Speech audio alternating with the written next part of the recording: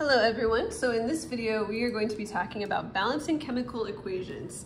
And the reason we do this is to make sure that the way we are writing out these chemical equations shows that they do obey the law of conservation of mass. So for example, if we take a look at this first chemical equation right here, we can see on the reactant side, or the left side of the arrow, we have 2 hydrogens and 2 chlorines. But on the right side, on the product side of the reaction, we only have 1 hydrogen and 1 chlorine. So the way it's written, this reaction is not obeying the law of conservation of mass because it looks like a hydrogen atom and a chlorine atom just disappear over the course of this reaction. But of course that doesn't happen in chemical reactions because according to the law of conservation of mass, atoms can't be created or destroyed. So to remedy this situation, we balance chemical equations. And the main rule that you need to remember for balancing equations is that the only thing you can change is the coefficient of a compound or element. So these little numbers, these subscripts, you cannot change them. If you change them, you're going to change the identity of the compound. So I like to do a specific method to balance these equations. So I'm going to show you how to do that. Draw a vertical line underneath the arrow, and we're going to make a little chart here where we're going to tally how many of each element we have on each side of the equation, and that will just help us keep track. So we've got hydrogen and we've got chlorine on both sides of the arrow. On the left, we have 2 hydrogens and 2 chlorines. On the right, we have 1 hydrogen and 1 chlorine. So again, our goal is to make sure the number of hydrogens on each side matches and the number of chlorines on each side also matches. So what we need to do is figure out what number can I put in front of the HCl to make it so instead of just 1 hydrogen, there are 2 hydrogens. And instead of just 1 chlorine, there are 2 chlorines. So you can maybe guess, I need to put a 2 here. When we leave these blank, it's implied that there is a 1.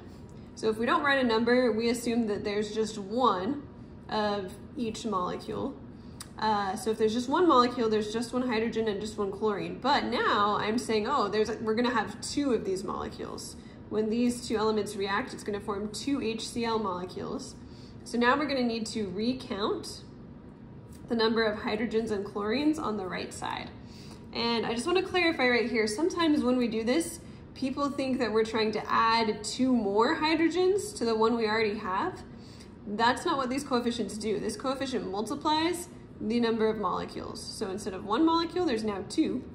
So instead of 1 hydrogen, there are now 2 hydrogens and 2 chlorines. So whenever you add a coefficient, just cross out the numbers you had counted before and recount. That's the best way to go about this. So now we've got 2 hydrogens on both sides, 2 chlorines on both sides.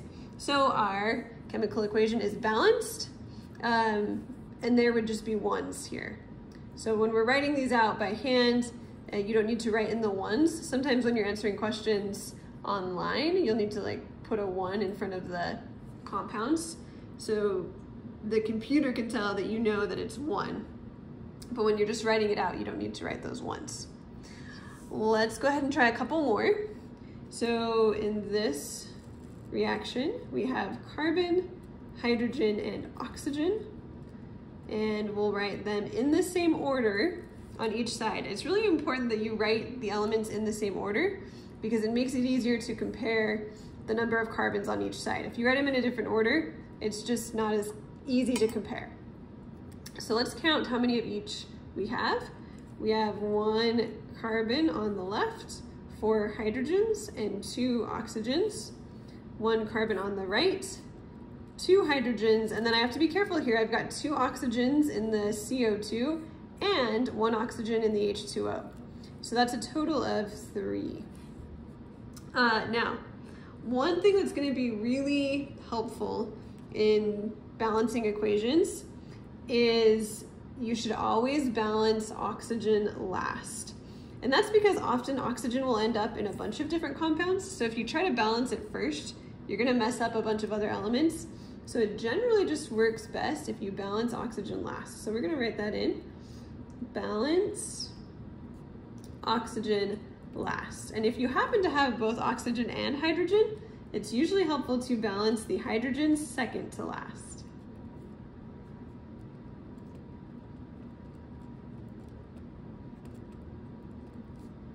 Okay, so looking back at our equation, our carbons are already balanced. So let's do the hydrogen and then the oxygen. So right now I've got 4 hydrogen on the left. In order for me to have 4 hydrogen on the right, I would need to put a 2 right here. That will change my number of oxygens and hydrogens. So now I have 4 hydrogens, and then this 2 distributes. So you just have to realize everything behind the 2 is now multiplied by 2. So that's how we got 4 hydrogens. 2 times 2 is 4. And there are also now 2 oxygens here, plus 2 right here, would give us 4 total. Now I only have 2 oxygens on this side, so I need to put a 2 in front of the oxygen, and that will give me 4. And that's it. Everything else is balanced, so I don't need to add any different coefficients in front of the CH4 or the CO2. All right, let's do another example. So with this one, I'm gonna draw a line. You notice that there are some parentheses. Whenever we have parentheses, it usually means we are dealing with some polyatomic ions. So this is an ionic compound, and NO3 is nitrate. And we can split the polyatomic ion into its individual elements. Like we could count N and O separately, but it will actually make our lives a lot easier if we group this polyatomic ion and kind of treat it as if it's one element. So let's do that. We're gonna count aluminum. We're gonna group NO3, since we can tell it's a polyatomic ion, it's in parentheses. We've got Na, and then actually if we look over here on the right, we have OH in parentheses. So that's a polyatomic ion, so I'm gonna keep the O and H together. And then I'm gonna write those same elements and polyatomic ions on the other side. And then we'll count. So I've got 1 aluminum, 3 nitrates, 1 Na, and 1 OH on the left, 1 aluminum, 1 nitrate, 1 sodium, and 3 OH on the right. So the only things I need to fix are the NO3 and the OH. Let's start with the NO3. I've got 3 on the left. In order for there to be 3 on the right, I would need to put a 3 right here. So that 3 distributes to the Na and the NO3. So now I have 3 Na and 3 NO3. And then I would need to fix my Na on the left since I have 3 on the right. So if we just put a 3 right here, that actually changes the Na and the OH both to 3, which it turns out balances everything. So we're done with this one now.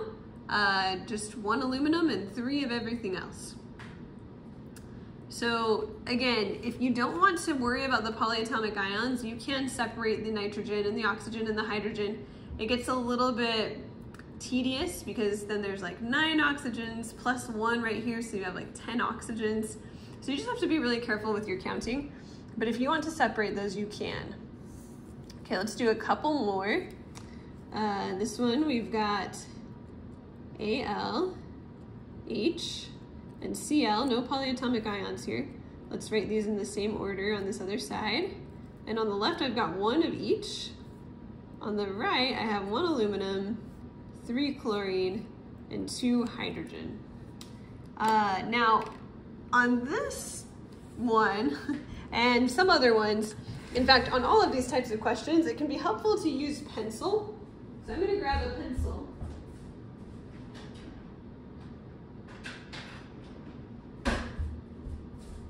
Because occasionally you have just some trial and error that you need to do. So let's start with trying to fix the chlorine. I've got 3 on the right, so what I want to do is put a 3 right here. The problem is that changes my hydrogen to 3, which doesn't work because my hydrogen over here is 2. So 3 isn't gonna work very well. This is not a good eraser. Let me see if I can get another eraser.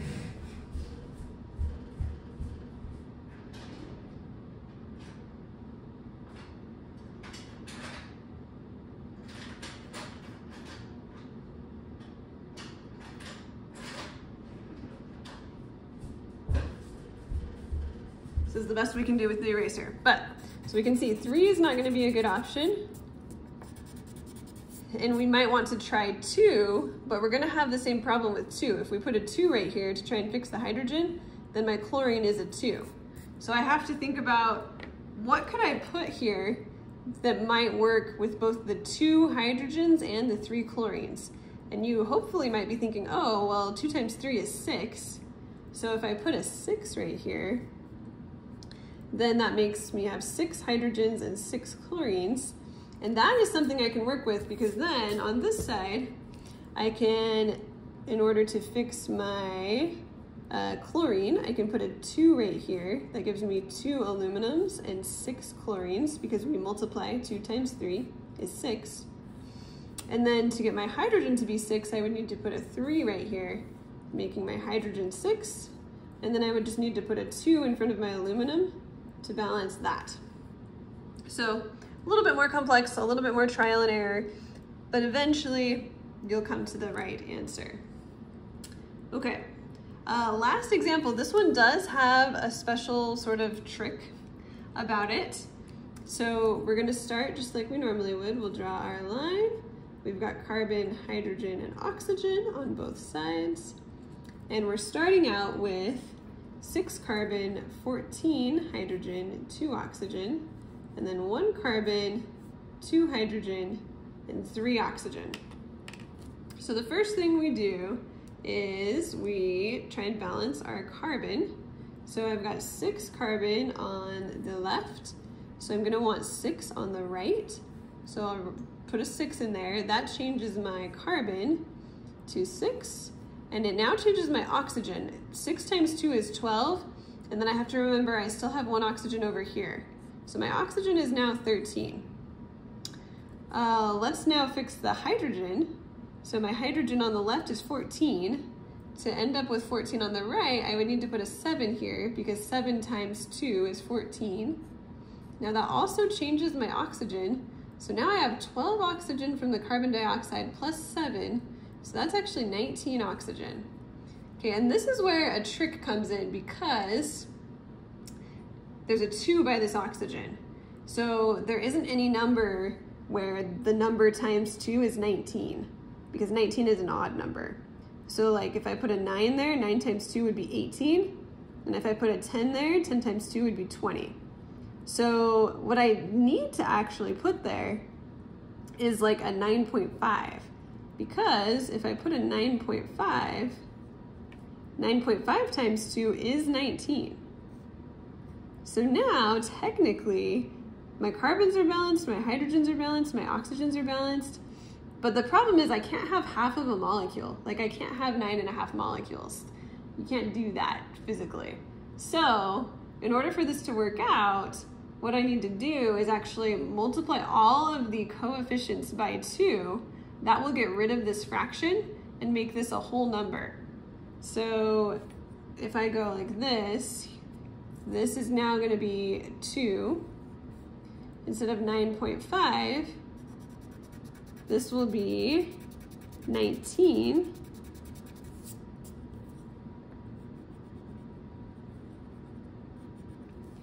And instead of 6, this will be 12.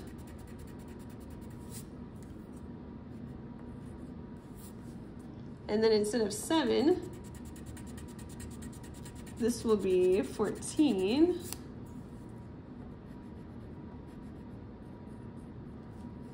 And then I could recount everything, so I'll end up with 12 carbons, 28 hydrogens, and 38 oxygens.